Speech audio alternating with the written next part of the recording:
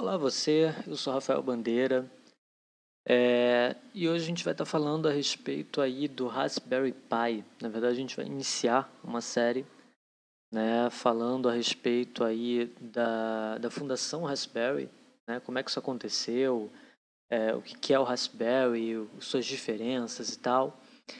E nesse primeiro vídeo a intenção é basicamente falar a respeito das placas, dos modelos, o que a gente tem dentro do mercado.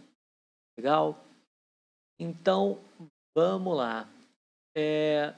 O Raspberry Pi, né, ele é uma placa, né, um computador, né, melhor dizendo, e basicamente as versões dele são de, no máximo, o tamanho de um cartão de crédito.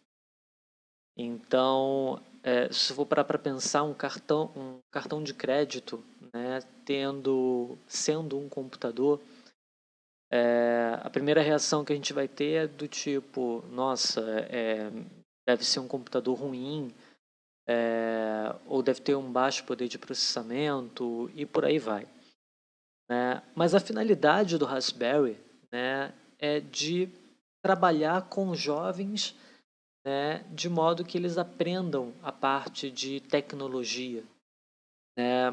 Basicamente um resgate àquilo que acontecia na década de 80, onde as pessoas construíam equipamentos, né? Então, é assim como começou o império da Apple, com os Macintoshes, da mesma forma que começou o império da IBM, né? Com os circuitos de x86, né? Aquela série 286, 386, 486, 586, por aí vai. Todo o hardware do Raspberry ele é integrado, tá? Então ele é uma peça única. Não acontece aquele processo como um computador convencional, né, do tipo, eu quero trocar minha placa de vídeo, eu quero uma placa de vídeo melhor. Eu vou lá, compro uma placa de vídeo, tiro uma placa e coloco outra. Não. Ele é um computador básico, né, com tudo o que um usuário básico vai precisar, né? Dentro desse processo, esse básico, né, do Raspberry, ele é um processador ARM com GPU de vídeo em VideoCore 4. Ele trabalha com variações de memória RAM que chegam até 1 GB de memória RAM. No entanto, ele não tem HD. Né? O HD do Raspberry Pi, ele na verdade, ele é um cartão de memória. Tá? Então, aos modelos, né? O Raspberry Pi, ele hoje, né, pelo site da Fundação Raspberry, existem 6 modelos, né? Então eu tenho Raspberry Pi 3 Model B, 2 Model B, 1 Model B Plus, 1 Model B, perdão, 1 Model A Plus, a Pi Zero e a Zero W.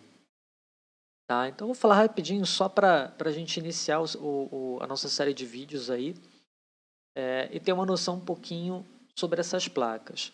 Uma coisa interessante sobre o Raspberry, independente da versão que eu venha adquirir, né, independente do hardware que eu venha adquirir, ele trabalha com portabilidade. Então aquilo que eu faço por uma Raspberry Pi Zero W, por exemplo, que seria a versão mais básica, né, desse hardware, ele com certeza vai funcionar na top de linha, que seria a Pi 3 Model B. Claro que, se eu for parar para pensar, o contrário vai depender um pouquinho do que eu esteja trabalhando. Então, assim, eu estou trabalhando lá numa Raspberry Pi 3 Model B, seria a versão top de linha, e eu estou usando, sei lá, 700 MB de memória RAM. No caso da versão, né, nesse comparativo da top de linha para a versão mais básica, eu não vou ter memória RAM suficiente, né? Então provavelmente meu programa vai ficar mais lento, a minha aplicação vai ficar mais lenta e por aí vai. Porém, no geral, né, qualquer coisa que seja desenvolvido em qualquer uma das versões vai funcionar. Bom, na Raspberry Pi 3 Model B, né, que é a versão top de linha, ele é um quad-core de 1.2, né, com processador aí BCM 2837 de 64 bits. Conforme eu já falei, né, ele tem aí 1 GB de RAM e ele tem umas coisas curiosas, do tipo, ele já tem embutido nele um processador BCM 4338, né, que é uma rede wireless para trabalhar. Ele já trabalha com Bluetooth na versão 4.1 e trabalha com BLE, né, que é a parte aí do Bluetooth de baixa frequência, de baixo consumo. Tem 4 portas HDMI normais, perdão, tem 4 portas USB normais, tem uma porta HDMI, tem uma porta CSI para Pi Camera. Tá? O Pi Camera é um acessório às placas Raspberry que eu posso comprar separado e adicionar à minha placa. Então, eu quero fazer um sistema de vídeo infravermelho. Existe uma câmera infravermelho que você adquire e você pluga ela na tua placa, ela vai funcionar nativamente, normal, é só você ativar ela dentro do sistema. Ela tem uma câmera também DSI, né, com suporte a touchscreen. Então tem 2 portas aí, uma porta que é específica para câmera, né, caso eu venha adquirir. Aí uma coisa que eu acho muito interessante falar a respeito dessas câmeras é que elas têm 2 modelos, né, um modelo que é infravermelho e um modelo tradicional. Nos 2 casos, essas placas elas trabalham com câmera de 8 megas. Então, assim, 8 megas de resolução de vídeo é uma resolução legal para trabalhar, né? Levando-se em consideração que a placa já dá suporte a você a funções de Full HD, então a gente tem aí 8 megas Full HD em cima da câmera. Eu particularmente ainda não testei, eu vou estar testando a câmera de vídeo da Raspberry ao longo desses seriados, então a gente vai compartilhar aí o funcionamento, né, dessa câmera, vamos ter como funciona, melhores aplicações, sugestões e por aí vai. Tem também o suporte aí a touchscreen, né, na outra porta. Então, assim, eu posso adquirir um painel de vídeo touchscreen e plugar lá na minha placa e ela vai dar suporte ao touchscreen nativo dentro da placa. Na minha opinião, isso é um negócio bem legal porque ajuda a projetos relacionados, né? E ela também trabalha aí com uma porta micro SD. No caso aqui da foto, né, a única coisa que não dá para ver é a porta relacionada ao cartão de micro SD, que ele fica por baixo da placa. Tá? Na verdade, o fundo da placa é a única coisa que tem. E outra coisa interessante aí é o GPIO, né, de 40 pinos. O que vem a ser isso? Né? É uma pinagem onde eu posso trabalhar com ela via programação. É um trabalho, né, um projeto que faz parte da comunidade open source e é um padrão de mercado.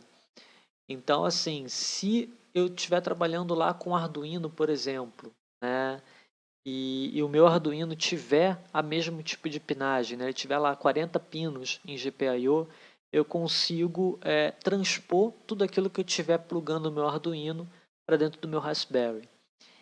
E a parte legal disso é que ao invés de eu ter um automatizador, né, no caso do Arduino, que basicamente eles são componentes que respondem a determinadas funções, você pode ter um computador plugado, né, e por que não você ter uma integração do Arduino com o seu Raspberry. Então eu posso ter aí um computador ligado num Arduino e isso teoricamente com baixo custo. Né? Infelizmente para a gente aqui no Brasil nunca é com baixo custo. Na versão do Raspberry Pi 2 Model B, a diferença é que eu tenho um poder de processamento um pouco menor, né, no processador. Eu tenho 900 Hz em relação à versão 3B. Eu tenho também 1 GB de RAM, 4 portas USB, a mesma pinagem, né? Eu tenho aí Full HDMI, porta de rede. Ele tem também aí uma saída de 3,5 para áudio e vídeo componente, né? Ele é compartilhado, o áudio e o vídeo componente. Então, se eu vou plugar áudio ali, eu não vou ter vídeo componente, e se eu plugar vídeo componente, não vou ter áudio. Ele também tem aí as portas relacionadas à câmera e ao display, né? E igual à versão aí anterior, né, a versão top de linha, que é a versão 3, ele também dá suporte aí ao cartão de micro USB. Legal? Na versão Pi 1 Model B Plus, a gente tem aí uma diferença, tá, em relação à versão anterior dele, que foi o aumento de 26 pinos para 40 pinos. E também o aumento, né, de 2 portas para 4 portas USB. A substituição do conector de micro SD, que antes, nas versões anteriores, era de cartão SD comum, né, agora é tudo micro SD. Eles trabalharam também aí com a redução do consumo da placa, né, algo em torno de meio a 1 watts de potência, né? Foi reduzido o consumo, porém não foi reduzido o poder de processamento, tá? Eles remapearam os circuitos da placa, mudaram o posicionamento de alguns componentes para justamente dar poder ao usuário final. Então, assim, eu preciso de um computador, o computador está caro, eu quero um computador de baixo custo, né? O que eu preciso? Essa placa ela vai te ajudar muito relacionado a esse tipo de ação, né? Basicamente, a Raspberry ela trabalha em termos de software, né, com Linux. Ele tem uma distribuição específica do Linux, que é o Raspbian. Porém, nada me impede de instalar um sistema operacional específico, né? Eu quero trabalhar com Ubuntu, eu quero trabalhar, por exemplo, com Windows, né? Diga-se de passagem, existe uma versão de Windows para trabalhar com Raspberry, e outros projetos também que a gente vai estar falando mais para frente aí na nossa sequência de vídeos. Legal?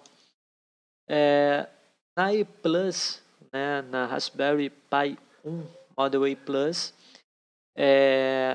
ele só faz o aumento da quantidade de pinagens de 26 pinos para 40, a mesma substituição aí do cartão SD, a mesma questão de redução de consumo e aprimoramentos relacionados. Pela foto aqui dá para notar, né, a redução da porta USB, né, e a falta da internet, consequentemente falta de Wi-Fi e tal, porque sobra mais espaço dentro da placa. Aí você pode falar assim, pô, Rafael, por que eu pegaria uma placa que não me dá acesso ao Wi-Fi, não me dá acesso à rede, né, via cabo ou qualquer outra coisa do tipo? Conforme eu falei, a finalidade do Raspberry original ela é de estudo.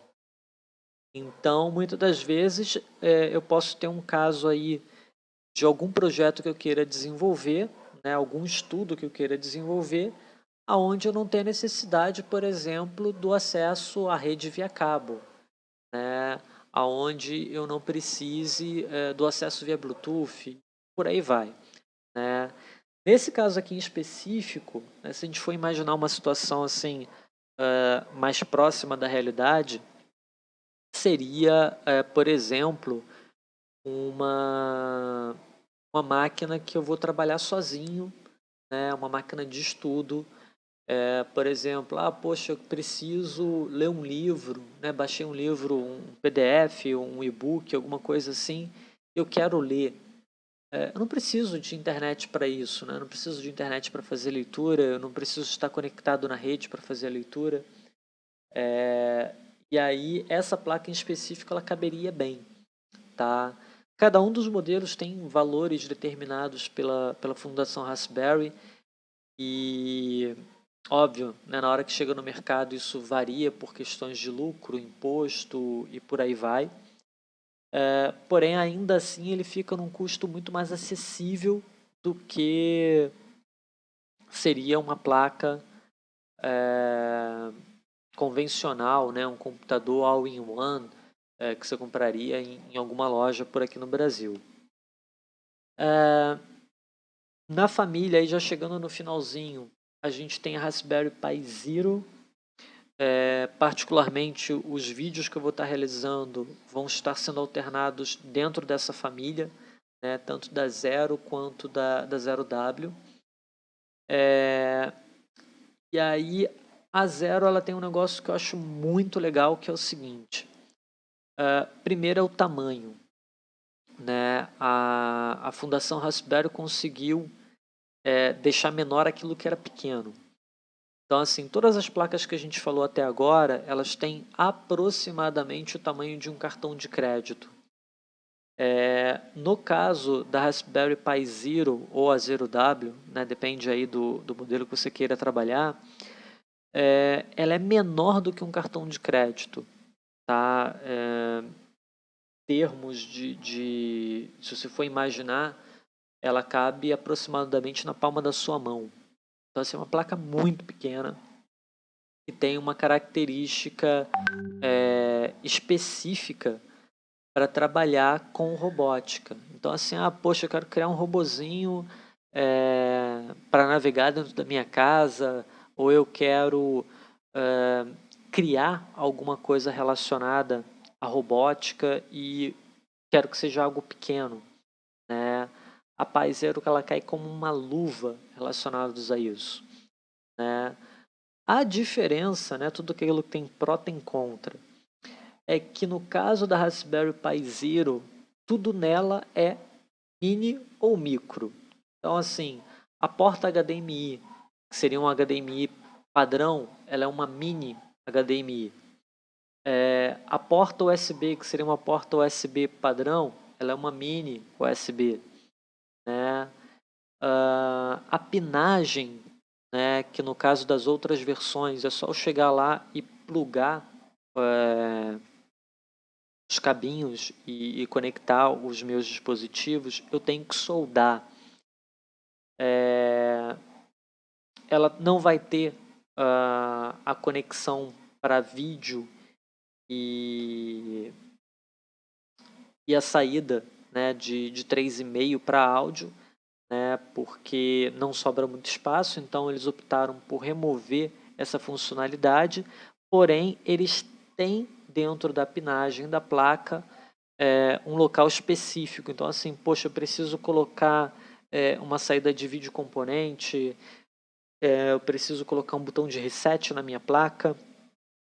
Tudo isso eu tenho dentro, né, da possibilidade de fazer, porém não tem nada pronto. Legal? E a Pi Zero W, né, ela é igual a Pi Zero normal. Tá? A única diferença dela é que ela vai ter suporte aí a Bluetooth nativo e ela vai ter a rede via wireless, né, embutida nela aí. No caso da foto, dá para visualizar aí, eu tenho, olhando da parte de baixo aí da placa, da esquerda para a direita, né, a minha porta mini HDMI. Eu tenho um desenho de um triângulo que é a nossa antena de Wi-Fi, né, da placa, que também é a nossa antena de Bluetooth, por aí vai. Eu tenho a entrada mini USB, tá, que aí eu vou plugar o que eu tiver necessidade de trabalhar. Uma coisa que particularmente pode incomodar algum usuário ou gerar alguma necessidade específica, né, eu posso plugar um hub e aí eu tenho o aumento de portas ou até a conversão, né? Às vezes eu quero colocar lá um mouse e um teclado com fio, eu tenho que colocar lá um conversor de mini USB para USB comum, né? Saindo com 2 portas e plugar meu mouse e o teclado. Se for aqueles mouse e teclado com suporte a Bluetooth, eu posso conectar ele direto na placa, né? Porque o Bluetooth dele é nativo, o que geraria assim, um benefício em termos de economia de porta. Porém, se eu tiver realmente a necessidade, não, poxa, eu quero lá colocar portas USB e tal, a recomendação é que você compre, né, um hubzinho aí para plugar ela. A outra porta micro USB, isso é bem complicado, porque assim, como são 2 portas micro USB, uma do lado da outra, eventualmente a gente pode se confundir, mas uma é porta USB convencional, né, com tráfego de dados e energia, e a outra é só energia, tá? E uma coisa que é bem interessante falar a respeito dessa placa, né, é que ela só consome 5 volts. Então, assim, é uma placa de consumo mínimo. Eu tenho possibilidades enormes de projetos aí. E para trabalhar com praticamente o que você imaginar. Então, assim, poxa, eu imagino fazer tal coisa, dá para fazer? Bom, se você faria com um computador comum, você provavelmente consegue fazer com uma Raspberry, tá? A única questão realmente é levar em consideração qual versão eu quero trabalhar, qual é a minha necessidade e, acima de tudo, né, o meu projeto, tá? Questões de custo, o que eu vou ter dentro do projeto, quais são as minhas intenções e por aí vai. Legal? No nosso próximo vídeo, né, no nosso próximo tutorial, eu vou estar demonstrando toda a parte de configuração de uma Raspberry, tá? Em termos de software, a gente vai estar instalando o sistema operacional, trabalhando dentro do modelo do sistema, já para iniciar os nossos trabalhos e começar as nossas configurações. Beleza? Bom, gente, eu sou Rafael Bandeira e a gente se vê no próximo vídeo. Até mais!